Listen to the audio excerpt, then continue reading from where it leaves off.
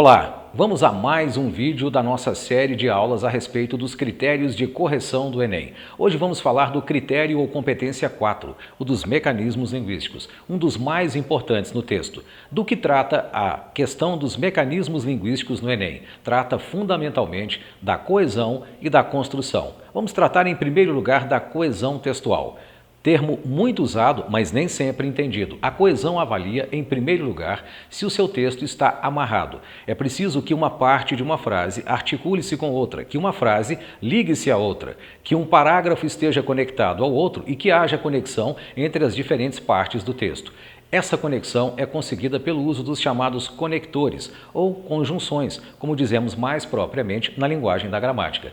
Se diz, por exemplo, Paulo é um bom aluno, foi aprovado rapidamente, ou se diz, Paulo foi aprovado rapidamente porque é um bom aluno, tem-se, no segundo caso, uma construção superior à do primeiro. Sempre que possível, portanto, deve-se usar o conector, deve-se usar a conjunção para estabelecer a relação entre as ideias, tomando-se o cuidado, entretanto, de não utilizar as conjunções equivocadamente, já que isso truncaria o sentido do texto e resultaria em perda de pontos importantes para a sua avaliação.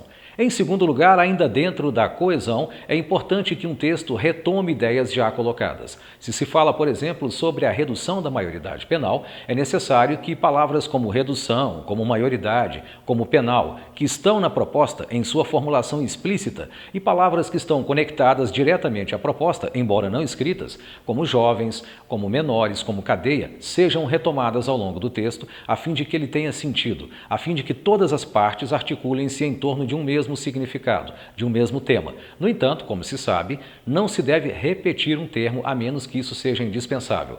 Nós podemos retomar um termo fazendo uma referência a ele de várias maneiras. Podemos usar, por exemplo, sinônimos. Podemos usar, por exemplo, pronomes, como os pronomes pessoais, ele e ela. Podemos usar pronomes demonstrativos como este, esse, aquela, aquilo, isso e assim por diante. Podemos fazer uma omissão de um termo onde ele é claramente pressuposto e assim por diante. O importante é que nós sempre retomemos os termos dos quais estamos falando, aqueles termos que constituem o núcleo temático da redação. E, igualmente importante, que não repitamos palavras sempre que isso pode ser evitado. A coesão, portanto, tem dois lados. Ela é uma coesão sequencial, quando usa os conectivos para linkar uma parte à outra, e ela é a coesão referencial, quando sei usar mecanismos adequados para substituir um termo pelo outro. E aqui nós abordamos o primeiro ponto que se avalia dentro dos mecanismos linguísticos. O segundo ponto, igualmente importante, trata da construção frasal. E aqui é preciso, como lembramos ao falar de norma culta,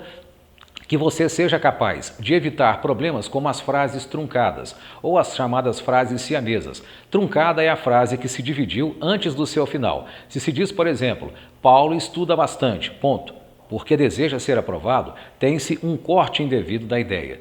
Se diz, por outro lado, uma frase muito longa a respeito de Paulo e dos seus estudos, nós teremos um período que, na verdade, comporta dois, e a leitura será muito mais dificultada. Portanto, frases não devem ser nem muito longas, nem muito curtas. A regra é que cada uma delas contenha uma única ideia, evitando-se muitos dilatamentos em períodos excessivamente longos e evitando-se também períodos que sejam curtos demais. Se atentarmos à coesão sequencial, à coesão referencial e à construção das frases, teremos garantido em boa parte que os mecanismos linguísticos ou competência 4 do Enem tenham sido atendidos. E aí a pontuação será muito melhor. Essa foi mais uma dica do Alfa. Aqui você pode ser o que quiser. Audio Jungle.